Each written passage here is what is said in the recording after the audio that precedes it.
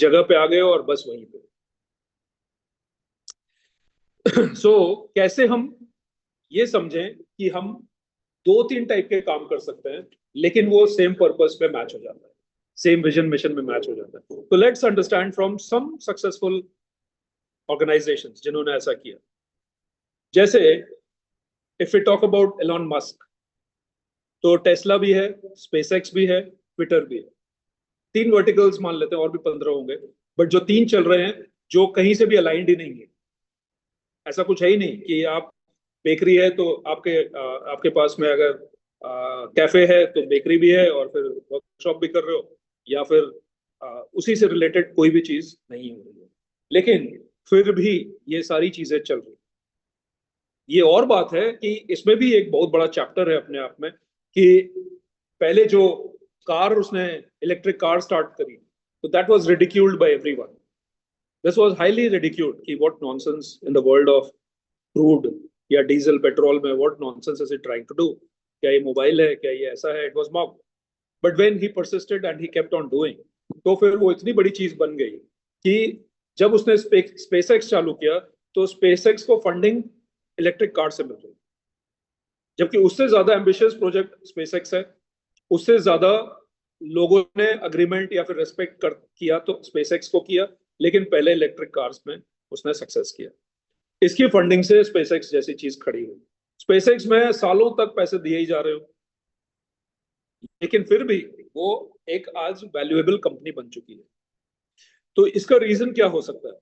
तो the reason is कि इसका जो ग्रेटर पर्पस विजन मिशन है, that is orbiting around the main thing which is about the future of humanity.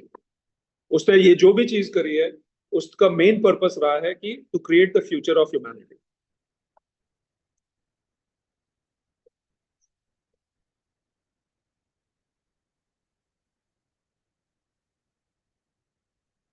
तो ऐसी बहुत सारी बड़ी बड़ी ऑर्गेनाइजेशंस हैं, they have done this, and वो इसी तरह से इस चीज को चला पा रहे हैं। डिज्नी की अगर बात करते हैं तो डिज्नी के पार्क्स है, फिल्म्स है, मर्चेंडाइज है, लेकिन वो हार्मोनाइज्ड कैसे हैं? How are they aligned? How are they harmonised? It is by one word which is magic. तो चाहे वो डिज्नी का कुछ भी हो, उसमें इट इज अबाउट मैजिक। तो वो कोई भी चीज ला करके उसी ग्रेटर पर्पस में जुड़ रही है। मर्चेंडाइज है तो वो भी एक मैजिक है, फिल्म्स है तो वो मैजिक है ही, पार्क्स हैं डिज्नी के तो वो भी है ही। तो जब डिज्नी के पार्क्स बने थे उस टाइम पे वो नहीं चल रहे थे, फिल्म्स चलने लगी। फिल्म्स के पैसों से, फिल्म्स के प्रॉफिट से पार्क्स चलने लगे। आज पार्क्स उससे ज्यादा पैसे दे रहे। तो ये सारी चीजें, इसका बोलने का मतलब ये है कि जब हम इस चीज को समझ के करते हैं तब हम अपनी एनर्जी को सही दिशा में हर जगह बराबर डाल सकते हैं। यानी कहां भी डाला तो वो दूसरे तीसरे को भी वही मिल रहा है, क्योंकि अलाइनमेंट में ही है, वो फनल एक ही है, वहीं से सब जगह जा रहा है। लेकिन अदरवाइज अगर हम अलग अलग पर्पज से सारी चीजें कर रहे हैं तो फिर यहाँ के लिए हम अलग से एनर्जी क्रिएट करेंगे, यहाँ के लिए हम अलग से करेंगे, यहाँ के लिए फिर अलग से बैठ के करेंगे, हम ही ड्रेन्ड आउट हो जाएंगे पूरी तरह से। Now if you talk about Richard Branson, तो वर्जिन ब्रांड से एयरलाइंस है, जिम्स है, म्यूजिक है। तीनों अलग अलग चीजें हैं। जिम से क्या मतलब है, लेकिन जब उसने इसको मर्ज किया, इसने एक साथ में स्टिच किया, तो it was fun and adventure. तो ये अब चाहे वो जिम हो, म्यूजिक हो, एयरलाइंस हो, सब में मर्ज हो गया, और एक में ही आप सिर्फ इस पंच लाइन में या फिर जो इस एंड पिक्चर में ही आप एनर्जी डाल रहे हो, बाकी सब जगह वो बराबर पहुंच रही है। Starbucks, coffee, spaces, community. Starbucks की कॉफी है, उसके लिए हम जानते हैं, फिर उसके बाद में उसकी स्पेसेस है, उसके लिए वो लोग वहां पे इनवाइट कर रहे हैं, हम जा रहे हैं, और उन्होंने कम्युनिटी क्रिएट की हुई है जिसके लिए वो, that is also the earning thing जहां से वो आ रही है। Now what is the common thing in between? That is connection, that is creating connection. उस कनेक्शन से ये सारी एनर्जीज एक ही जगह पे जा रही हैं, लेकिन सब जगह बराबर पहुंच रही है। वैसे ही एप्पल भी है, हार्डवेयर है, सॉफ्टवेयर है, रिटेल है। तो उसमें क्या है, उसमें है सिंप्लिसिटी एंड एलिगेंस। तो ऐसे ही इन लोगों ने ये सारी चीजें क्रिएट करके रखी हुई हैं। ऐसे जितने भी आप सक्सेसफुल ब्रांड्स में चले जाओ, गूगल हो चाहे कोई भी हो, उसमें आप चले जाओ, they are doing it like this. So what we need to understand is कि हम जो स्टार्ट कर रहे हैं वर्टिकल, पहला तो हमने रीजंस जाना कि हमने क्यों किया। नेक्स्ट इज कि अगर हम स्टार्ट कर रहे हैं तो वी नीड टू अंडरस्टैंड कि ये एक रिवर की तरह होना चाहिए।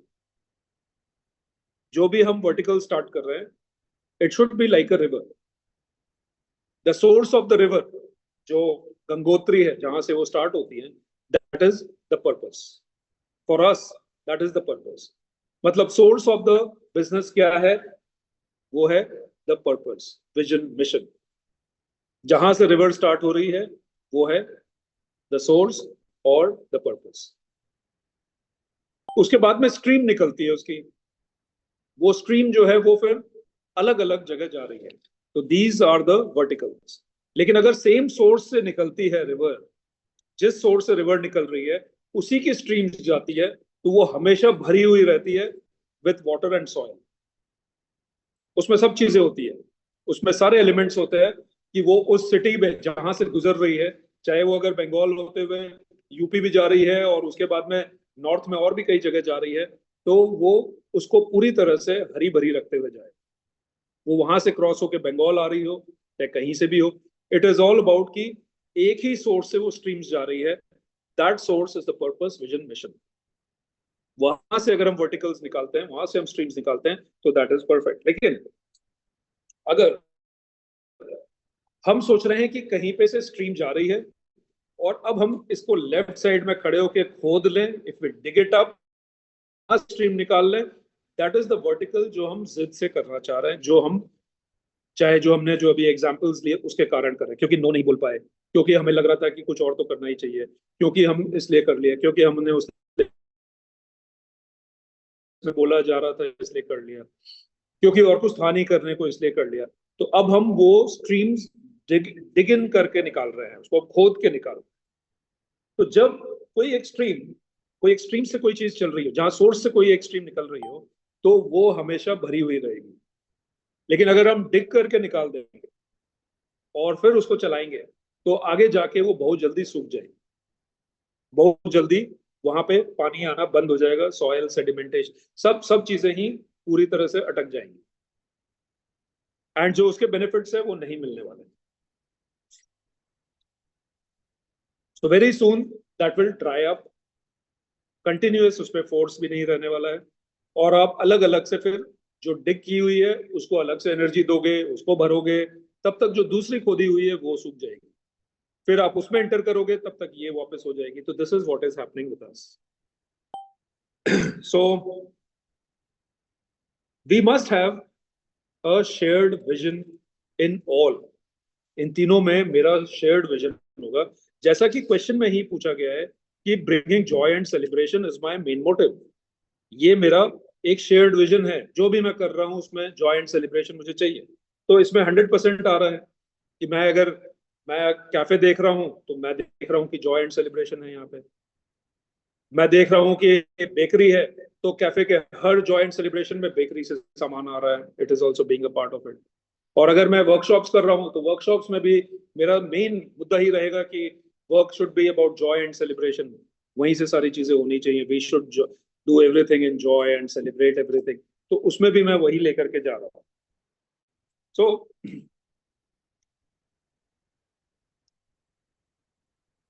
This is the main point where we need to understand कि हम ये क्यों कर रहे हैं। उसके बाद में बहुत सारे पॉइंट्स हैं which we can keep on discussing. लेकिन पहला सवाल जो मैं जानता हूं वो ये है कि हम ऐसा क्यों कर रहे हैं। इफ वी कम, एक है कि सीधा इस क्वेश्चन का आंसर में मैं चले जाऊं तो बहुत आसानी से हम जा सकते। लेकिन उससे पहले अपने टाइप को जानना, अपने आप को जानना, दैट इज मोर इंपॉर्टेंट। कि मैं कर क्यों रहा हूँ, वाई एम आई एंटरिंग एनी बिजनेस, और मैं एंटर करके उसको छोड़ता क्यों हूँ, और मैं क्या चीज के लिए कर रहा हूँ, क्योंकि वो पर्पज से अलाइंड ही नहीं है। चाहे उसके बाद में मैं फॉरवर्ड बैकवर्ड कुछ भी कर लूँ, उसके भी बैकवर्ड हो सकता है। अब आप बोलोगे कि ये ये जो मैं वर्कशॉप कर रहा हूँ उसके बाद में मुझे अलग से स्कूल खोल देनी है, culinary skills की स्कूल खोल देनी है, वो भी आपके साथ में फॉरवर्ड में जा ही रहा है, दैट इज। कोई जरूरी नहीं है कि मैं वो सही हिसाब से कर रहा हूं या नहीं कर रहा हूं। अब मैं